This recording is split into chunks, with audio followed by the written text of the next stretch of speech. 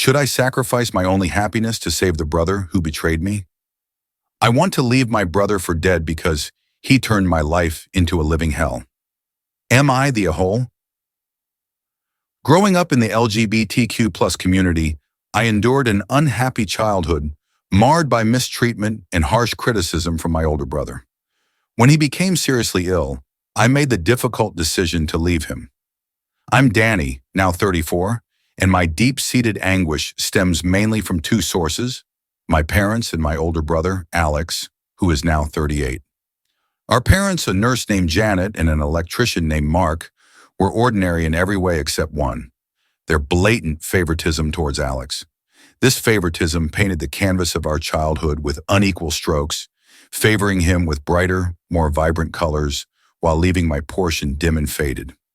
Growing up in the modest town of Elmswood, where everyone knew everyone else's business, didn't help. Our small, close-knit community often amplified the discrepancies between Alex and me, as if under a magnifying glass. At school events, neighborhood gatherings, and even in the grocery store, I was Alex's brother, a shadow trailing behind the more illustrious elder sibling. From the earliest days I can recall, Alex was the golden child. Birthdays, which should have been a celebration of life, were the first battlegrounds of favoritism. On my 10th birthday, which fell on a chilly but cheerful October day, I was excited about the party planned at our house. Yet even this day was co-opted by Alex, as our parents had let him decide the theme. He chose superheroes, knowing full well I preferred dinosaurs. He smirked as he paraded around in a Superman cape while I sulked in a corner, my T-Rex costume feeling suddenly out of place and childish. Christmas was no different. Each year, Alex would be the first to dive under the tree, his hands tearing through wrapping paper on gifts that often turned out to be the latest gadgets or toys, things he wanted. My gifts were often practical: clothes, books, or worse, items clearly meant for older kids, which Alex would end up claiming anyway. The injustice of it was like a stone in my shoe, constant and irksome. Our parents seemed blind to the imbalance, or perhaps they chose to be. They praised Alex's every achievement, no matter how minor, and offered excuses for his failures. In contrast, my achievements were met with nods or polite smiles, and my failures were proof of laziness or lack of talent. This disparity extended beyond gifts and celebrations. At dinner, Alex would talk about his day, his plans, his friends, and our parents absorbed every word with eager attention. When it was my turn, their eyes would glaze over, as if they were waiting for a commercial break to end and the main program to resume. This pattern of neglect had a profound effect on me. It ingrained in me a sense of unworthiness and a conviction that I was inherently less lovable than my brother. These feelings were compounded by the whispers of pity or the comparisons drawn by neighbors and family friends, always noting how different Alex and I were, and not in my favor. As we grew older, the chasm widened. High school brought new challenges, bullying being one of them. I was an easy target, not just for my peers, but, it seemed, for fate itself. Alex, ever the charmer, was popular and athletic. He excelled in sports and had a wide circle of friends. I, on the other hand, was bookish and introverted, often bullied for my quiet nature and the hand-me-downs I wore, many of which had started off as Alex's. One particularly painful memory was during our shared high school years when I was 15 and Alex 19. It was the day of the school's annual talent show, an event I had been eagerly anticipating because I was to perform a piano piece I had spent months perfecting. I remember walking onto the stage, the nerves dancing in my stomach, only to see Alex in the front row surrounded by his friends, sneering up at me. Mid-performance, a loud, obnoxious heckle from his direction broke my concentration. I faltered, my fingers tripping over keys in a discordant tumble. The audience's laughter stung worse than any physical blow. After the show, my parents comforted Alex, who feigned innocence, and claimed his friends were the culprits. My humiliation, it seemed, was of no consequence. This dynamic persisted into our adulthood. I watched as Alex, armed with a business degree paid for by our parents, climbed the corporate ladder with ease. In contrast, I struggled through community college, juggling jobs to pay for my education, earning a degree in computer science through sheer grit and determination. It wasn't just in the realm of education or personal achievements that the inequality showed. Even in matters of the heart, I felt the sting of our parents' indifference.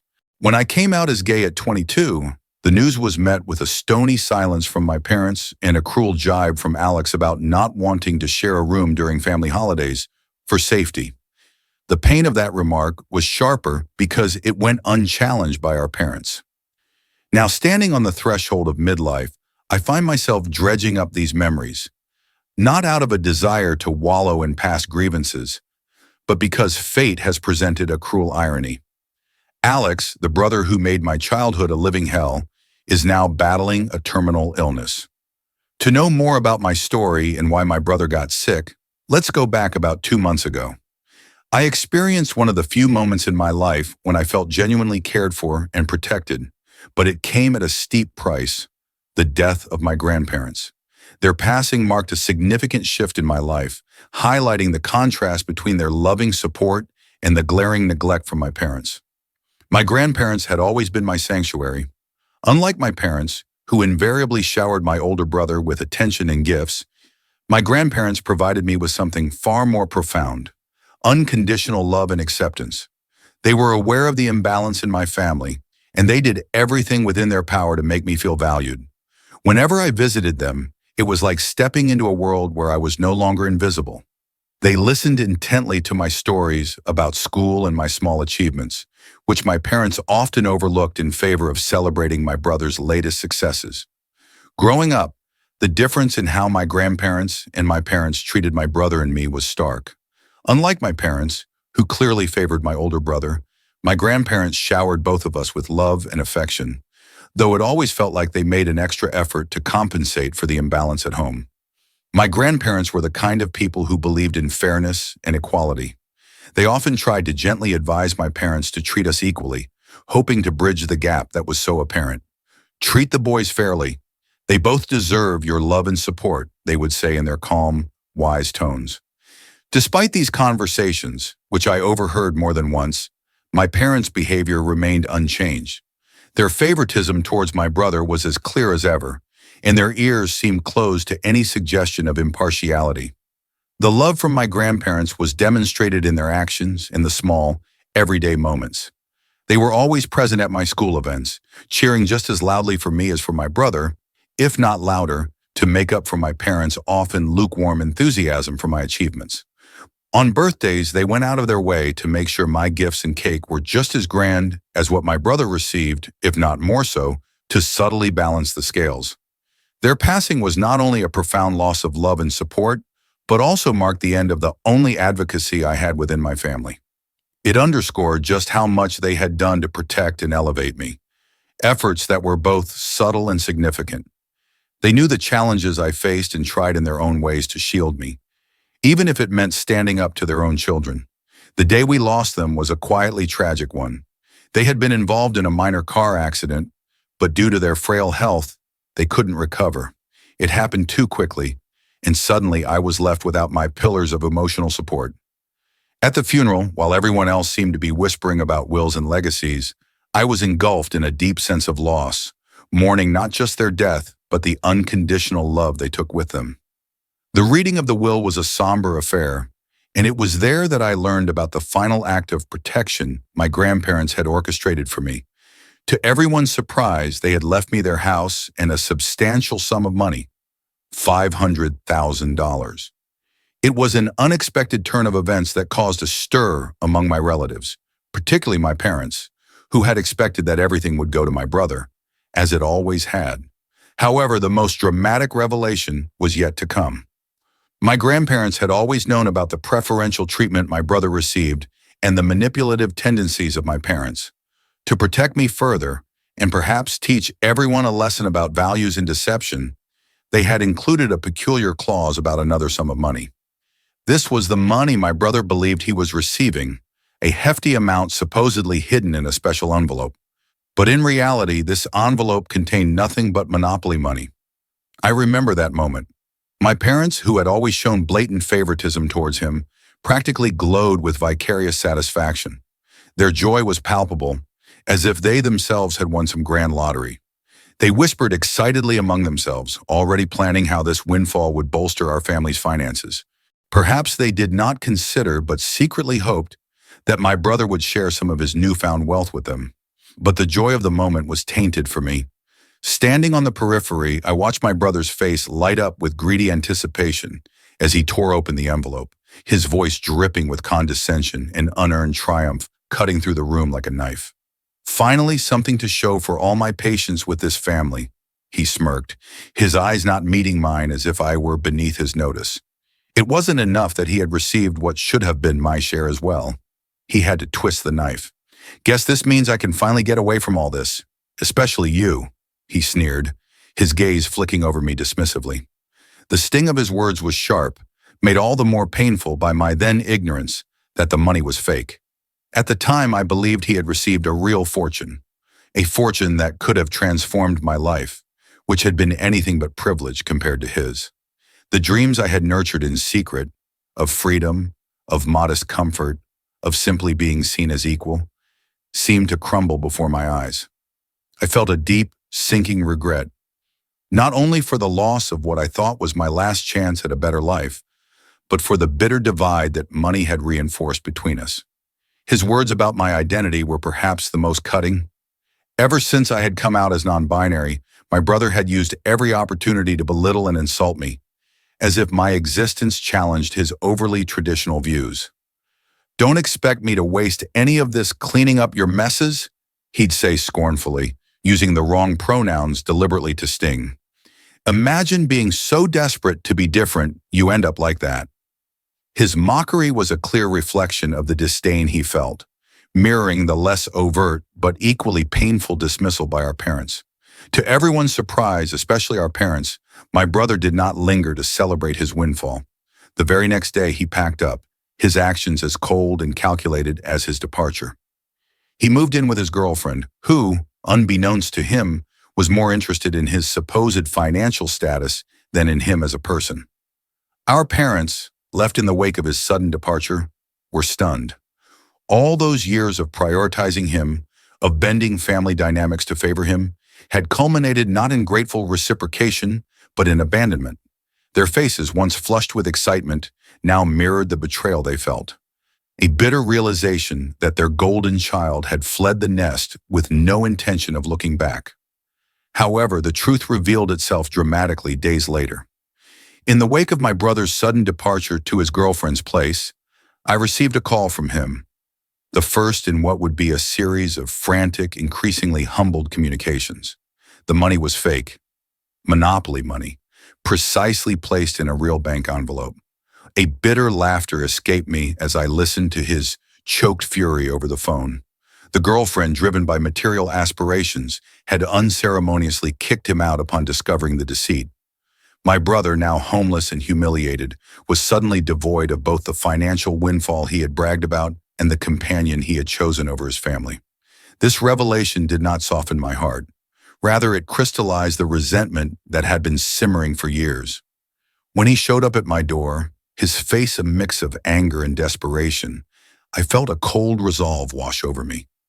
This was the brother who had tormented me throughout my childhood, who had stood by and watched or instigated as others did the same.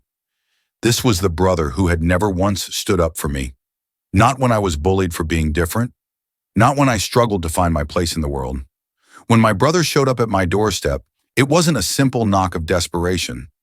It was the culmination of a series of events that had unfolded since he'd been duped by the monopoly money our grandparents had cleverly disguised as his inheritance. According to what he told me, before he decided to come here, he had gone to our parents' house seeking refuge and possibly some financial support. However, the reception he received there was far from what he had hoped. Our parents had always preferred him over me, showering him with attention and gifts throughout our childhood. Yet when he appeared on their doorstep in his hour of need, they turned him away. They believed he had squandered the money, or what he thought was money, on lavish expenditures or perhaps on his girlfriend, who was notorious for her interest in material wealth. He explained that our parents accused him of lying about the money being fake. They thought he was just making up stories to get more financial aid from them. The disappointment was evident in their voices. They felt betrayed that he had not only moved out so abruptly after receiving his inheritance, but had also neglected them since moving in with his girlfriend. In their eyes, he had chosen his new life over family, only to return when he was in trouble. At that time, I was staying at our grandparents' house. I was taking care of the house, living quietly away from the drama that often surrounded my parents and brother. The house was a sanctuary from the childhood memories of neglect and favoritism that still haunted me. When my brother recounted his ordeal, there was a part of me that felt a twinge of sympathy. Here he was, the favored child who had never once considered the impact of his actions or words on others, particularly me, now reduced to seeking help from the sibling he had often ridiculed and scorned. His fall from grace was steep, and his current predicament was a harsh lesson in humility. However, the years of being second best, of enduring his cruel taunts and our parents' obvious partiality, had hardened my heart considerably. He spoke of our parents' rejection with a tone of surprise and hurt, as if it was unthinkable that they would ever turn their backs on him. It was ironic, really, considering how often he had done the same to me, both as a child and as an adult. His narrative was filled with regret and a sense of urgency, but it lacked genuine remorse for the way he had treated me over the years. It seemed he was more upset about his loss of comfort and status than about the possibility of mending our fractured relationship. As he stood there, looking more vulnerable than I had ever seen him, I was faced with a choice. Could I set aside the years of neglect, the memories of birthdays and Christmases where I watched him open presents that should have been mine, the harsh words and the dismissive attitudes? Was I capable of forgiving not just him, but also our parents, who had instilled such disparity between us? I listened quietly, my mind racing with memories and emotions. In the end, my response was shaped not just by the hurt of the past, but by the realization of what I needed to do to protect my own peace. I had built a life for myself here, in our grandparents' house, a life away from the constant reminders of my secondary place in our family. Years have passed since I shut the door on my brother, and in that time, the details of his life have faded into a distant haze. I don't know where he lives, nor have I kept up with his goings-on. That is, until today, when a sudden text message broke the silence between us, tearing open old wounds with news of his illness. He was sick, battling a brain tumor, and frequently in and out of the hospital. He couldn't afford the surgery fees and was reaching out for help. The message was brief, almost clinical, but it struck a chord deep within me. It was not just a request for financial aid. It was a plea for familial support, the kind he had denied me throughout our childhood and well into our adult lives.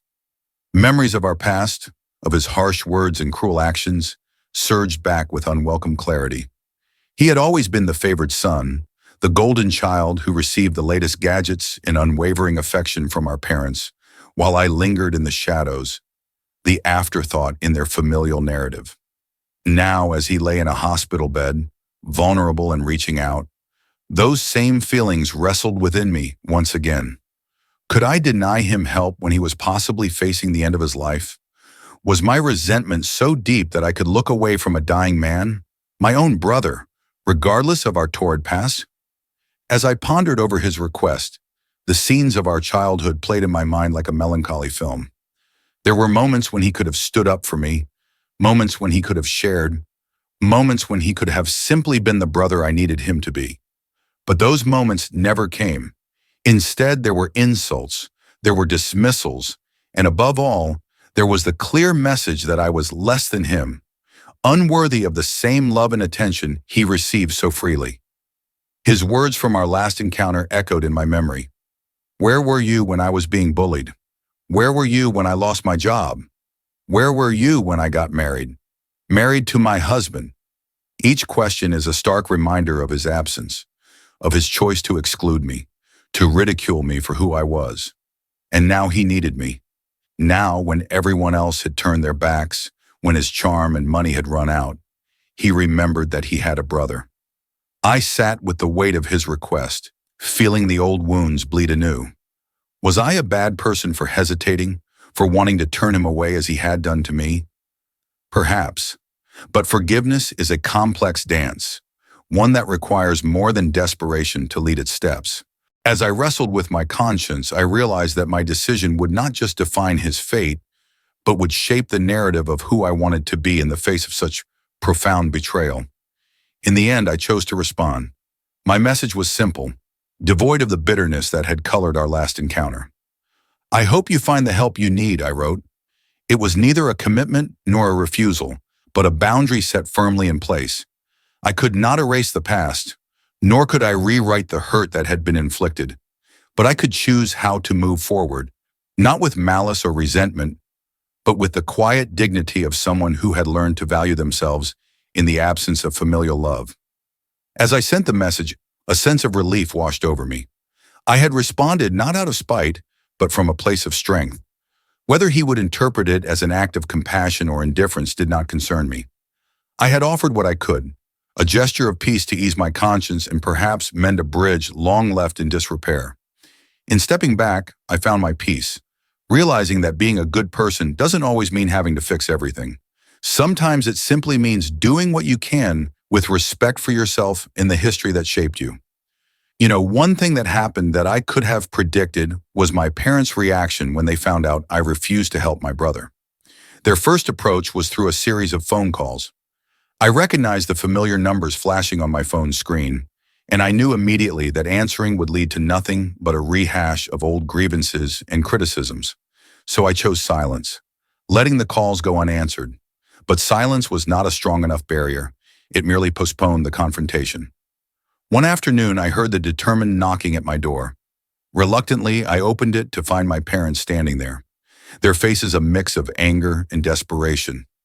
The initial exchange was as bitter as I had anticipated. "How could you turn your back on your own brother at a time like this?"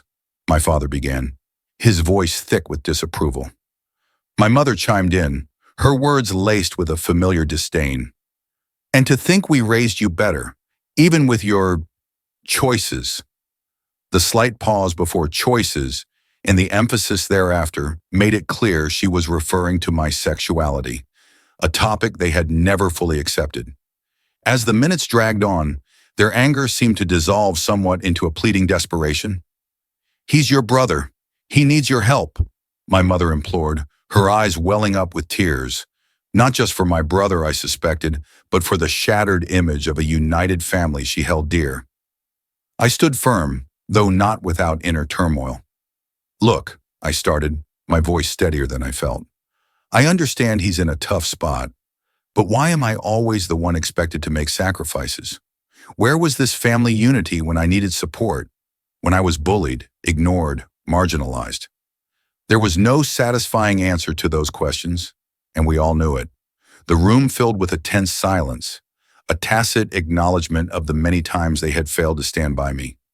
Then the conversation turned to the house and the inheritance left by my grandparents, the only real support I had known. My parents knew about the house my grandparents had bequeathed me, intended as a safeguard and a gesture of love, acknowledging the imbalance I had endured throughout my life. "It's a large sum, and the house is valuable. Selling it could easily cover his medical expenses," my father suggested, eyeing me as if gauging my reaction. I sighed, feeling the weight of the decision. This house is more than just property to me. It's a memorial of the only people who ever made me feel valued and loved. It's not just a matter of money, it's about preserving the one good thing I inherited from a past filled with inequality, I explained, hoping they would understand the depth of what they were asking me to relinquish. The plea turned into more whining and bargaining, but I saw through the desperation to the same old patterns. My parents wanted a resolution that would ease their guilt and discomfort without true consideration for what it would cost me, both emotionally and financially. I'm at a crossroads, truly. Part of me wants to rise above the past hurts and help my brother, who, despite everything, is in genuine need. Yet another part of me resists, fueled by years of being sidelined and undervalued. This house, my refuge, symbolizes so much more than a financial asset. It represents my grandparents' recognition of my worth and their desire to protect me, even in death. So here I am, asking for your opinion, torn between the desire to be better than what I endured and the need to protect the legacy that is truly mine. What should I do?